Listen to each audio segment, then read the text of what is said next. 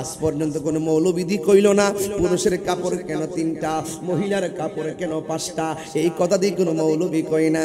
এত রঙের কাপড় থাকতে সাদা কাফন দিয়া কেন দাফন করে, এই কথা দিয়ে কোনো মৌলবি কয় না। আম পাতা, জাম পাতা, বাঁশ পাতা থাকতে অন্য কোনো পাতা দিয়া গরম জল করে না, বড়ই পাতার জল দিয়া কেন গরম জলটা করে, এই কথা দিয়ে মৌলবিরা কয় না। ও বন্ধুরে, বন্ধুরে, গায়ের মধ্যে যত কাইতন আছে, আংটি আছে, সব খুইল্লা খুইল্লা রাইখা দে। ও বাজান, এত বড় কাপড় পেঁচাইয়া দে, কাইতন কেন রাইখা দে, এই কথা দিয়ে বাজান কোনো মৌলবীরা কয় না।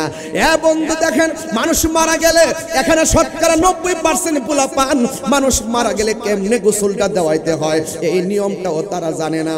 আবার মানুষ মারা গেলে কেমনে কাফনের কাপড়টা কাটতে হয় এই নিয়মটাও মুসলমান হইয়া জানে না। এর চাইতে দুর্ভাগ্য বিষয় আর কিছুই হতে পারে না।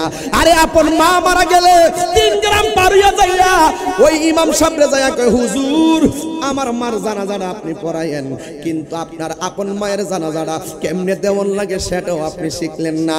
আপনার মতো দুর্ভাগ্য আর কেউ না। আরে গোসল করাইতে গেলে চারদিকটা কাপড় টানায় গোসল করা, ওই গোসলের ভিতরে অনেকে ঘৃণা কইরা যায় না, ওই গোসল করাইতে গেলে আমার ডর লাগে, অথচ মুসলমান দরকার ছিল পানিটা আগায়া দেওয়া, ওই পর্দার ভিতরে যাইয়া আরে কোন রকম পানিটা আগায় দেওয়ার দরকার ছিল, কিন্তু আমরা যাই না। এ বন্ধু আমার, ওই গোসলখানার মধ্যে যাইয়া আমি যদি কোনো গোসলখানায় যাই, আমার এক অভ্যাস কি জানেন রে বাবা, আমি গোসলখানায় গেলে তার পেটের মধ্যে চাপ দিয়া মাথায় দইরা তুইলা বসায়, যখন পায়খানা বের হয় তখন টিস্যু দিয়া এটা পরিষ্কার কইরা দেই। অথচ আমাদের দেশের অনেক পোলাপানিটার ঘৃণা করে। আরে বাবা, ঘৃণা করেন কেন? আজকে এই লোকটা মৃত্যুর যন্ত্রণা ফুয়াইয়া ওই গোসলখানায় ঢুকলো, আজকে যদি আপনি ভালোবাসা ওই লোকটারে যাইয়া পায়খানা পরিষ্কার কইরা দেন, একদিন আপনি মারা গেলে আপনারও এমন ভাবে মানুষ পরিষ্কার কইরা দিব রে বাজাল। আপনি যদি কাহারও জানাজায় দৌড়াইয়া যান, একদিন দেখবেন আপনি মারা গেলে আপনার জানাজায় মানুষ দৌড়াইয়া যাইব। ও বন্ধু, গোসলটা দেওয়াইতে গেলে নাকের মধ্যে তোলা দেয়নি, আর জন্নাক দেয়নি, নাকের মধ্যে তোলা দেয়নি, কানের মধ্যে তোলা দেয়নি, একটু চোখের মধ্যে দাদার লাশটা বাসান, চোখের মধ্যে দাদির লাশটা বাসান, চোখের মধ্যে মায়ের লাশটা বাসান, চোখের মধ্যে বাবার লাশটা বাসান। কেমনে গোসল দেওয়াইছেন, কেমনে নিছেন, চোখে বাসান, আর মনে মনে কল্পনা করেন কোথায় ছিলাম, কোথায় আসলাম, আমার কোথায় যাব, আমিও তো তাদের মতো পরপারের যাত্রী। এ বন্ধুরে, ওই গোসলখানার মধ্যে যাইয়া নাকের মধ্যে তোলা দেয়, আবার কানের মধ্যে তোলা দেয়। জিজ্ঞাসা করা হলো, বন্ধু কেন তুমি এমন ভাবে তোলা দিলা? তখন কি উত্তর দিয়ে জানেননি? কই আমরা পানি ডাইলা গোসল করামু, নাক দিয়া যদি ভিতরে পানি যায়, কান দিয়া যদি পানি যায়, অথচ নাক দিয়ে পানি গেলে কোনো কিছু হয় না, কান দিয়া গেলেও কোনো কিছু হবে না, সে লড়তে পারে না, চড়তে পারে না, লাশ হয়ে পড়ে আছে। এরপর দুনিয়ার মানুষ কয় নাকের মধ্যে তুলা দিছি ভিতরে যেন পানি না যায়, কানের মধ্যে তুলা দিছি যেন কানের ভিতরে পানি না যায় রে বাবা। এই জিগাইলাম কেন দিছে? কয় মায়া লাগে। কয় জান না কেমনে কানের মধ্যে পানিটা ঢুকাইতাম, জান না কেমনে নাকের মধ্যে পানি ঢুকাইতাম, দেখছেন নি কত মায়া। বেশি গরম পানি দেয় না, কই গরম লাগবো কত মায়া। বেশি ঠান্ডা পানি দেয় না, কই ঠান্ডা লাগবো কত মায়া। নি কুসুম গরম জল দিয়া তারে গোসল করা কত মায়া। আবার সুন্দর করে নতুন জামাটা পরা তুলবান দিয়া কি সুন্দর করে জামাটা ভরাইয়া দেয়, কত মায়া। পুরান কাপড় দেয় না, দামি কাপড় টাইন না দেয়, কত মায়া। মায়া রে মায়া। আবার দেখবেন সবাই আস্তে আস্তে কইরা লাস্টারে দইরা ওই খাটের মধ্যে শোয়া দেয়, কত মায়া। দেখবেন কোন মানুষ জীবনে যে কান্দের মধ্যে ভার নেই নাই, এই মানুষটাও লাশের খাটটা নেওয়ার জন্য পাগল হইয়া যায়। ওজন লাগার পরও কাদের মধ্যে লাশটা নেয়, কত মায়া। মায়া রে মায়া। জানাজার ময়দানে যাইয়া লাশটার সামনে রাইখা সে জানে জানের চাইতে নবীকে ভালোবাসা লাগবে, সে জানে আল্লাহ ছাড়া কাউকে সেজদা করা যাবে না, সে জানে আল্লাহ আমাদের খালেক, সে জানে রাসূল আমার আল্লাহর বন্ধু। এই দুইটা জিনিসের ব্যাপারে অতীতে কোনোদিন সন্দেহ করে নাই। ওয়াজাহাদু, এবং জিহাদ করে, বে আমওয়ালিহিম, সম্পদের দ্বারা, ওয়া আনফুসিহিম, এবং তার জীবন দিয়া, তার জান দিয়া আল্লাহর পথে জিহাদ করে। ফি সাবিলিল্লাহ, জীবন দিয়ে আল্লাহর পথে জিহাদ করে। মাল দিয়ে আল্লাহর পথে জিহাদ করে। আল্লাহ রাব্বুল আলামিন বলে দিয়েছেন, যারা আল্লাহকে ভালোবাসেন, যারা নবীকে ভালোবাসেন, যারা জীবন দিয়া নবী এবং আল্লাহকে ভালোবাসেন, যারা জীবন দিয়া জান দিয়া মাল দিয়া ভালোবাসেন, যারা জান দিয়া মাল দিয়া আল্লাহর পথে জিহাদ করেন, তাদের ব্যাপারে আমার আল্লাহ রাব্বুল আলামিন বলে দিয়েছেন, উলাইকা হুমুস সাদিকুন।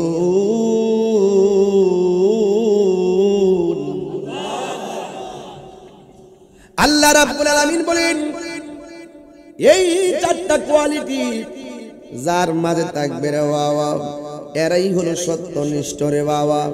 এ যুবকের দল, আল্লাহ ছাড়া কারো কাছে মাথা নত করা যাবে না, রাসূলুল্লাহর শানে কোনো আঘাত করে কথা বলা যাবে না গো।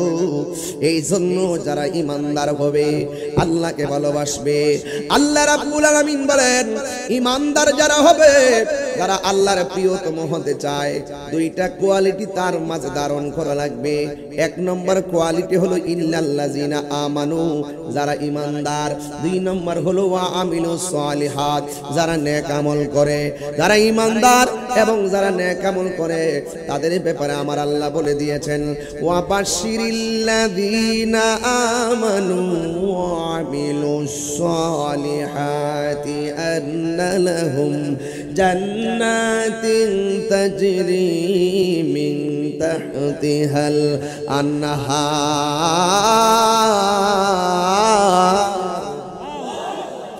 আল্লাহ রাব্বুল আলামিন বলেন, জান্নাতের শুভ সংবাদ তাদের জন্য যারা ইমানদার। পাগল নাকি? জবানটা খুলে কোন যারা ইমানদার। এখন শহর শহরের মানুষ জবানটা খুলে কোন আমরা কি ইমানদার না বেঈমান? আর জোরে কোন না ইমানদার না বেঈমান? যারা ইমানদার হবে তাদের জন্য আমার আল্লাহ রাব্বুল আলামিন বলেন, আমি আল্লাহ তাদের নিচে জান্নাতের গালিচা বিছাইয়া দিব, তাদের পায়ের নিচে আমি আল্লাহ রাব্বুল আলামিন জান্নাতের নহরগুলা বিছাইয়া দিব। ও বন্ধুরে, এই ঈমান যদি না থাকে, ইন্নাল ইনসানা লাফি খুসর, নিশ্চয়ই মানুষ ক্ষতিগ্রস্তের মধ্যে পড়ে যাবে। এখন যুবক ভাইয়েরা আমার, যারা জিন্দা আর যারা মুর্দা এরা এক না রে বাবা। যারা জিন্দা যারা মরা এক না। জিন্দা মানুষ মাইকিং পাইয়া দৌড়ায় আসছে, জিন্দা মানুষ দাওয়াত পাইয়া ওয়াজ করতে আসছে, জিন্দা মানুষ তপন ভাই দাওয়াত পাইয়া মাহফিলে বসছে, জিন্দা মানুষ মা বোনেরা মাহফিলে এসে পর্দার আড়ালে বসে গেছে। কিন্তু শাহের শহরের পাশে গুরুস্থান আছে, ওই মুর্দার মানুষগুলো মাইকিং এর আওয়াজ শুনে না রে। ওই মুর্দা মানুষগুলো মাহফিলের মধ্যে আর হাইটা আসতে পারে না। বাড়ি ঘরের মধ্যে কত অনুষ্ঠান, কিন্তু দেখা যায় অনুষ্ঠানে আসার কোনো সুযোগ নাই। এটা আমি তাহিরির কথা নয়, আল্লাহ রাব্বুল আলামিন কোরআনে বলে দিয়েছেন, ওয়ামা ইয়াস্তাবিল আহিয়াউ ওয়ালাল আমওয়াত। যারা জিন্দা যারা মুর্দা তারা এক হতে পারে না।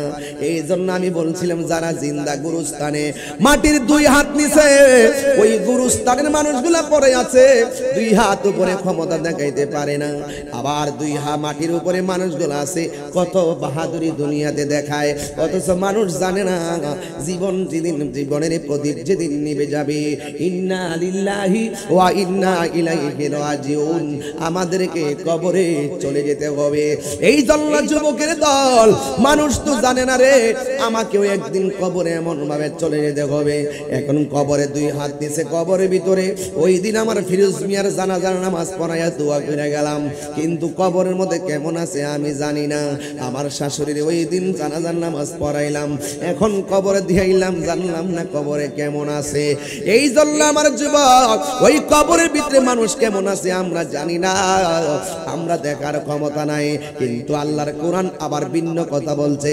আল্লাহর কোরআন বলতেছে, ইন্নাল্লাহা ইউসমিউ মাইয়াশা, নিশ্চয়ই আমার জমিনের মধ্যে এমন কিছু বান্দা আছে, যেই বান্দাদেরকে আমার আল্লাহ যদি ইচ্ছা করে কবরের আযাব দেখার ক্ষমতা দান করে। আর বড় করে বলেন না সুবহানাল্লাহ। এই জন্য যুবক, আমাকে এই মাত্র বিষয়টা ফালাইছে মকবরে ও মৃত্যুর আলোচনা করার জন্য। আসলে আমার ওয়াজও কিন্তু সেই দিকে যাওয়ার জন্য প্ল্যান। আমি যদিও অন্য একটা স্টাইল, একটা মুমিনের 7টা গুণ নিয়ে আলোচনা করতাম, এরপরে এই মুমিনের 7টা গুণ জানার দরকারও আছে। কারণ এই দুনিয়ার ভিতরে গুণাবলী যদি হৃদয়ে ডাবস করতে পারেন, অন্ধকার ঘরে গেলে আপনার কবরের ভিতরে নূরের বাতি জ্বালায়া দিব কে? আর চিৎকার মেরে বলেন না কে? এই জন্য যুবক আল্লাহ রাব্বুল আলামিন কোরআনে বলেছেন, ওয়ামা ইয়াস্তাবিল আহইয়াউ ওয়াল আমওয়াত, যারা জিন্দা যারা মুর্দা তারা সমান হতে পারে না। জিন্দা মানুষের জন্য নামাজ, জিন্দা মানুষের জন্য রোজা, জিন্দা মানুষের জন্য হজ, জিন্দা মানুষের জন্য যাকাত। এই জন্য যুবক ভাইয়েরা আমার, মইরা গেলে নামাজ বন্ধ, মইরা গেলে রোজা বন্ধ, মইরা গেলে হজ বন্ধ, মইরা গেলে ব্যাংক বন্ধ, মইরা গেলে চেয়ারম্যানগিরি বন্ধ, মইরা গেলে এমপিগিরি বন্ধ, মইরা গেলে বক্তাগিরি বন্ধ, মইরা গেলে বিশ্বাসগিরি বন্ধ। কথা কোন ঠিক কিনা? এই জন্য সব কিছু বন্ধ করে দেয় মরণ নামক থাবারে বাবা। এই থাবাটা বড় কঠিন। আমার নবী আপনার নবী বলেন, এই আমার শাহের চরের বাবাজিরা গো, ওই মরণ কথাটা বড় কঠিন। কারণ কেন জানেন রে বাবা? এই বক্সগুলো বন্ধ করেন গেলে আপনারা, আমি কি ওয়াজ করবো না? বক্সের সামনে বক্সে কেউ দাঁড়াবেন না। এই জন্য যুবক ভাইয়েরা আমার, আমি বলতে চেয়েছিলাম মরণ বড় কঠিন। আমার নবী আপনার নবী বলেছেন, আরে রুহু নেওয়ার সময় কষ্ট হবে, এই রুহুটা নেওয়ার আগে আরেকটা কষ্ট আছে। এই কষ্টের নাম হলো সাকরাতুল মাউত। এই সাকরাতুল মাউত এমন কঠিন জিনিসের নাম, যখন আপনার মরণ ঘন্টা বেজে যাবে, আপনার শাহের সরে ঘরের মধ্যে আজরাইল চলে আসবে। আজরাইলে আইসা আপনার এমন ধাউ মারবে, ধাউটা মারার পরে আপনার ভিতরে একটা তাইস শুরু হয়ে যাবে, একটা পিপাসা শুরু হয়ে যাবে। আজরাইল আপনার যখন দমক মারবে, আপনার রগগুলো টাস টাস করে ডিসকানেক্ট হয়ে যাবে, আপনার হাড্ডিগুলো টাস টাস করে খুলে যাবে, আপনার রক্তগুলো পানি হয়ে যাবে। ও আমার যুবক ভাইরা, এবার ইন দি মিন টাইমের বাবা, এবার রক্ত যখন পানি হয়ে যাবে, আমার নবী আপনার নবী বলেন, ওই সময় মানুষের তৃষ্ণার্ত হয়ে যাবে। 7 সমুদ্র 13 নদীর পানি যখন দিবে, এরপর তার পানি তৃষ্ণা মিটবে না গো। যুবকের দল, এখন গায়ে জোর আছে, এখন ক্ষমতা আছে, এখন টাকা আছে, বাহাদুরি করেন। আজরাইলের সামনে কোনো বাহাদুরি চলবে না। কথা বলেন ঠিক কিনা? মরণের চিঠি যখন আসবে আমার, কালিমার তালকিন দিও বারে বার। মরণের চিঠি যখন আসবে আমার, কালিমার তালকিন দিও বারে বার। প্রাণে ভরে দেখব চেহারা তোমার, প্রাণে ভরে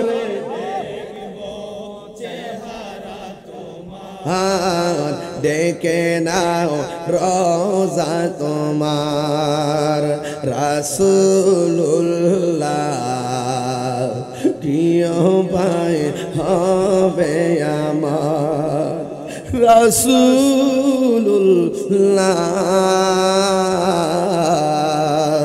প্রিয় ভাই হবে আমার।